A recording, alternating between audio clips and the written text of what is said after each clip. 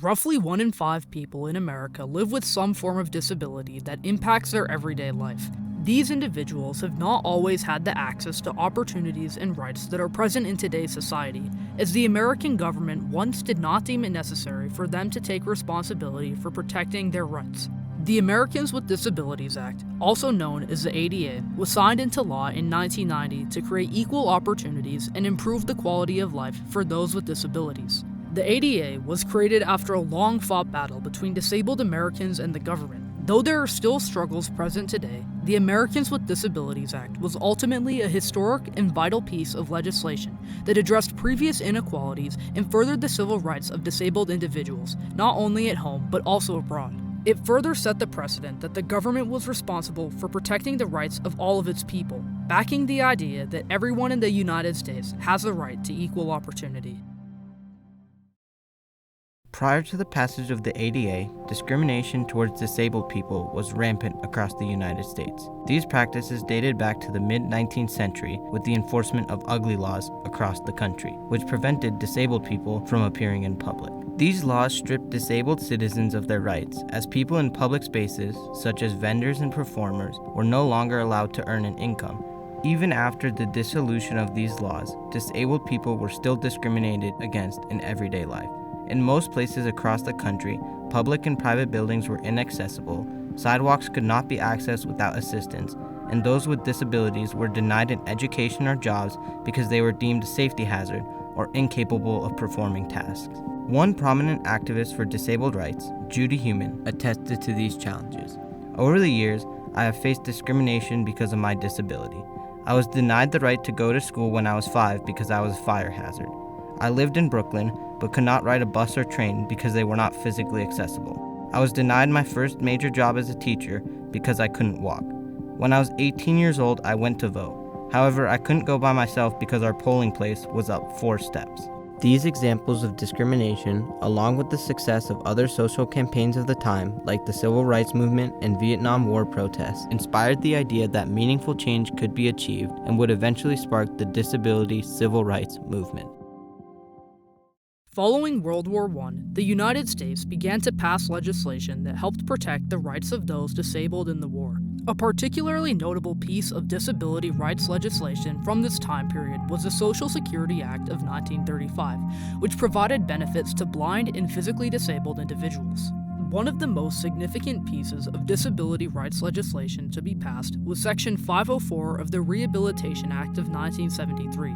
This was the first law that prohibited discrimination on the basis of disability from federally funded programs. However, much of the controversy surrounding Section 504 came from the fact that the regulations for how to implement this law had not yet been published. While the legislation had passed during the Nixon administration, the regulations for it were not signed until President Carter was halfway through his 4-year term. This lack of urgency led to a month-long sit-in in April 1977 at health, education, and welfare offices across the country, in which disabled activists urged Secretary Joseph Califano to sign the regulations or resign. Eventually, after a long-fought battle, Califano would meet the demands of the protesters.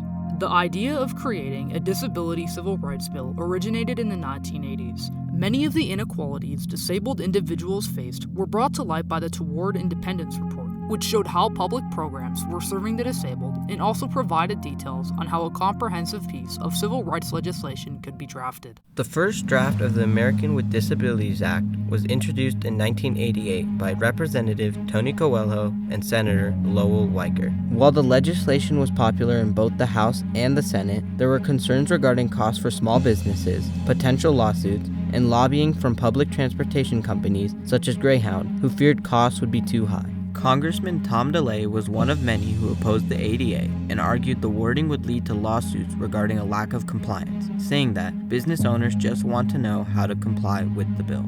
Mary Reed, a lobbyist for the National Federation of Independent Businesses, also argued that the renovation cost to update a bathroom or to widen a doorway could easily bankrupt small businesses. However, supporters of the ADA argued that businesses would offset these costs, as allowing disabled customers access to their stores would increase revenue, thus funding the required renovations. By 1990, the ADA had passed through the Senate but was still stalled in the House. Disabled activists were outraged, as they had been given little information on the progress of the bill. This eventually led to the Capitol Crawl, a protest in which disabled activists took themselves out of their wheelchairs and crawled up the stairs of the Capitol to demonstrate the harm inaccessibility was causing in their lives. I always say that I was one of the people who argued against it, and I'm glad they didn't listen to me because I was wrong. I remembered what happened. We had gone to the Capitol and raised hell and got the two, head of the Senate and the head of the House, to come meet with us. And my argument was that I thought it was going to get misinterpreted. I never dreamed it would become the iconic action that it became. I'm glad it did. The people that called it were right. They happened to get it right. Tom Harkin says that it was very helpful on the inside to have that kind of pressure on the outside. The ADA ultimately passed in the Senate with a vote of 91-6, making it one of the most favored bills to pass in United States history. On July 26, 1990, President George H.W. Bush signed the Americans with Disabilities Act into law. To this day, the ADA is the most comprehensive piece of disability rights legislation to have ever been passed in the United States, and it has greatly reduced the inequalities disabled individuals face in our country. Immediately following the passage of the ADA, many of the anti-discrimination policies took effect across the country, though some parts of the bill took longer to implement. I'd say the immediate effects were more of those policy changes, like the anti-discrimination in hiring, a policy of person discriminating. Those went into effect much quicker because you were just controlling for people's behavior. Whereas, as you kind of mentioned, like building compliance, construction compliance, buses, all of that naturally took longer because you had to develop architectural guidelines, for example, of, okay, if we say the building has to be accessible, what does that mean, right? Like, I can't just say, make your presentation accessible or you'll go to jail, right? That's not what would happen. But like, I have to tell you what that means, right? I have to give you like the rubric, the regulations to follow. So those types of things took longer. The Americans with Disabilities Amendments Act of 2008 was passed to expand the definition of what qualified as a disability under the ADA. Prior to this act, courts were left to interpret the definition of a disability, leading to a lack of protection for many individuals. As a result, more people were able to seek protection under the original law, which made the ADA more effective in serving its intended purpose. Ultimately, the Americans with Disabilities Act was one of the most important pieces of civil rights legislation in American history. This step towards equal rights for disabled citizens allowed for more access to public buildings and transportation, more job opportunities, and more social acceptance in the country.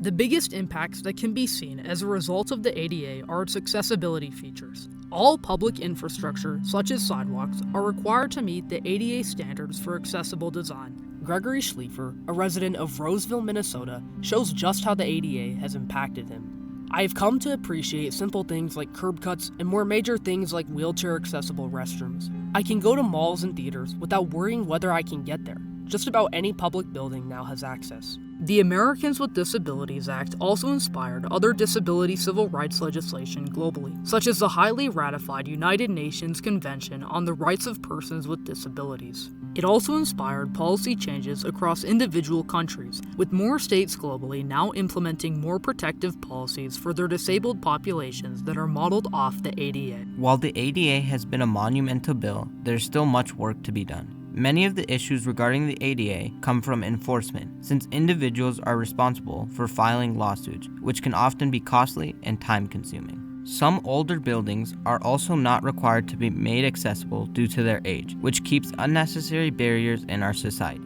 Additionally, many small towns use older buildings and churches as voting centers, which often prevent disabled citizens from exercising their right to vote due to inaccessibility. Even though a monumental change occurred that shifted the rights of disabled individuals across the U.S., it does not mean the government's responsibility has been fulfilled. The United States government has a responsibility to ensure the rights of every citizen are protected, and more comprehensive efforts are needed across the nation to achieve equal rights for disabled individuals. Regardless, the Americans with Disabilities Act was a monumental piece of legislation that greatly expanded the rights of disabled citizens, setting a global precedent that one has the right to participate in society regardless of their physical and mental abilities.